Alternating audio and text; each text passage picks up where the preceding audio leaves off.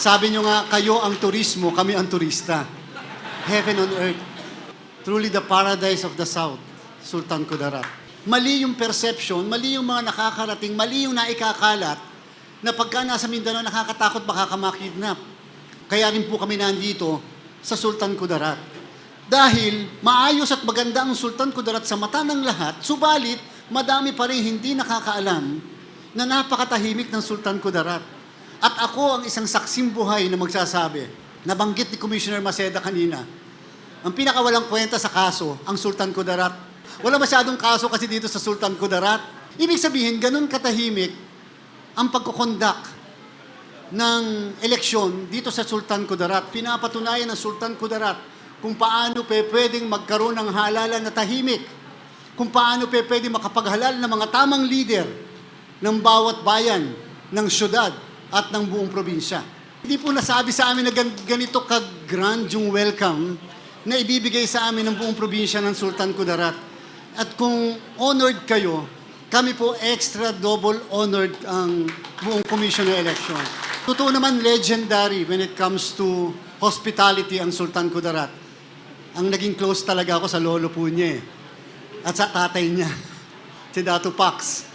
Bilang isang naging abogado ni Dato Pax before at naging abogado ng tatay din niya before, so medyo alam ko kung gaano sila mag-alaga ng mga bisita.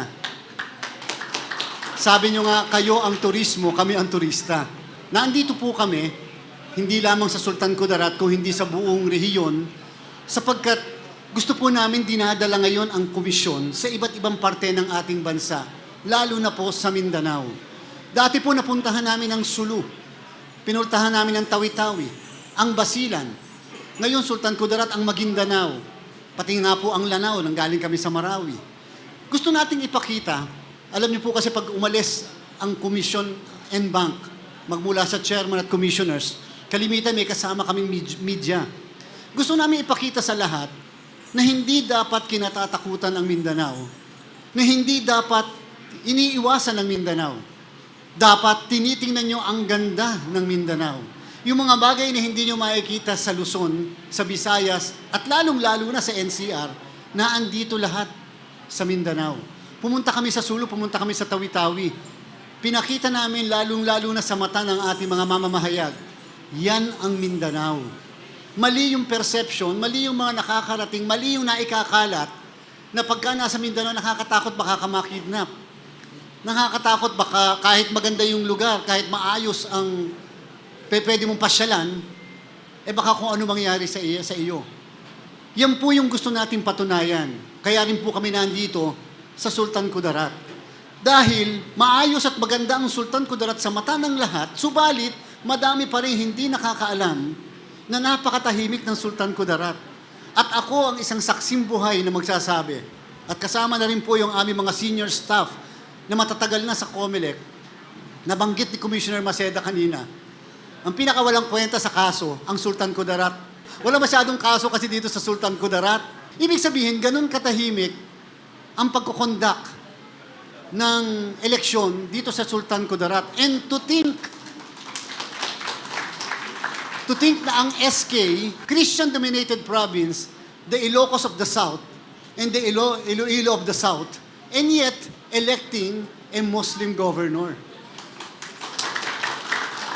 So dyan yung makikita, yung tunay na blend ng culture, ng kultura, ng relihiyon, na basta ang importante, tayo ay iisa ang lahi, tayong lahat ay Pilipino. Kaya po rin kami pumunta rito, ang inyong Commission and Bank, sapagkat gusto lang namin ding iparating at ipaalala, malapit na po kasi ang barangay at SK elections. Alam ko pong ilang beses nang napopostpone. Hindi naman po namin kasalanan din yon. Maaaring doon sa mga nakaupo ngayon, yung mga inyong mga constituent, maaaring sila ayaw, sanang magkatuluyan, pero wala na po tayong magagawa.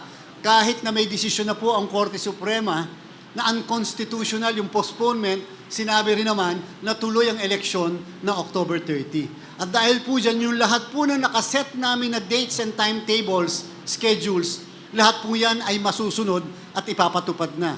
Therefore, pagpasok po ng August 28 hanggang September 2, filing na po ng certificates of candidacy. Magsisimula na rin yung election period, magsisimula yung gun ban, at iba pang mga prohibited activities pagdating po ng August 28. Kaya lang din po namin pinapaalala yun sapagkat humihingi po ng tulong ang inyong Commission on Elections. Kung paano natin inayos ang 2022 elections, ang pinakamatahimik, pinakamaayos, pinakamabilis na eleksyon sa kasaysayan ng ating bansa, sana po yung mga susunod na eleksyon, kahit siya ay barangay at sangguniang kabataan election lamang, sana po ibigyan natin ng katumbas na bigat ng atensyon yung ganitong klaseng eleksyon. Sapagkat nagpapatunay lamang po yan na nagiging mature na ang mga mamamayan ng bansang ito. Nagpapatunay lamang na handa na tayong balikatin ang demokrasya na ating iniingatan. Tulungan niyo po ang inyong Commission on Election na maipahayag hanggang sa pinakababa ng ating mga constituency na sana pumili sila ng tama. Sapagkat alam natin, sinasabi nila barangay and SK lang yan eh. Hindi po. Ganyan ka-importante ang barangay and SK sapagkat alam din niyo po, lahat, may away sa pamilya, may away sa magkakapit-bahay, may nanakawan doon sa isang bahay, may problema lang ng aso na pumupo doon sa may tabi ng bahay. Lahat ng away na yan, lahat ng problemang na yan, sa barangay, lahat unang nire-resolba, unang dinadala. Eh kung yung mahahalal dyan, basta-basta na lang dahil lang sa sikat, popular, o dahil bigla na lang pumunta dyan sa barangay na yan, na hindi naman nauunawaan ang nararamdaman ng mga kababayan niya, sigurado po sa mga susunod na taon na magsisilbihan at manunungkulan, hindi magiging kaaya-aya, lalo na sa mismong barangay. At dahil po sa naging desisyon ng Korte Suprema, 2 taon lang po kasi ang magiging termino ng barangay at SK.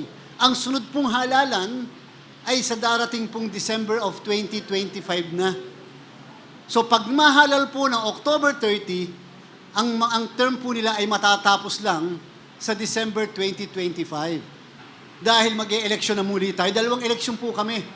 Tayo sa darating na 2025. Ganyan po yung binabalikat na problema ng inyong Commission on Election. Kung kaya naman, sa tulong ni na Governor, sa tulong niyo pong lahat, sa inyo po mga mayors, sana po tulungan niyo rin ang Commission on Elections para maging maayos po ang pagkukondak natin ng halalan. Hindi lamang sa probinsya, kung hindi sa buong bansa. Sapagkat pag maayos ang eleksyon, sigurado yung susunod pa na mga halalan ay magiging maayos din. Nangangahulugan. Hindi lamang ang COMELEC ang tagumpay. Ito po'y tagumpay ng sambayanan. Ito po ay tagumpay nating lahat. Kaya po sobra po ang pasasalamat namin sa inyo. Pinapatunayan ng Sultan Kudarat kung paano pwedeng magkaroon ng halalan na tahimik. Kung paano pwedeng makapaghalal ng mga tamang leader ng bawat bayan, ng syudad at ng buong probinsya. Bago po ako magtapos, binabati ko po na ng araw ng Takurong. Sapagkat kung hindi ako nagkakamali, araw po ng Takurong. Ngayong eksaktong araw na ito. Pagpaunahin niyo po kung bakit kami parang naglilimahid. Pero ang importante po, nagkasama tayong lahat. Ang importante po na andito kayong lahat. Sobra po namin yung ina-appreciate mula sa aming puso. At hindi po namin makakalimutan yung pagtanggap po ng Sultan Kudarat Governor dito po sa buong Commission. Maraming salamat po.